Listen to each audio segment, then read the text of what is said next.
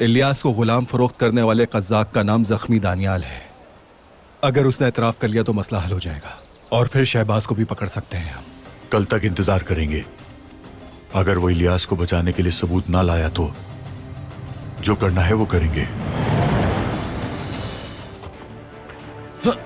छोड़ो मुझे, मसीह पाशा का मुआविन हूँ मैं। और हम भी बाबा उरूज के सिपाही हैं। ले चलो इसे जल्दी।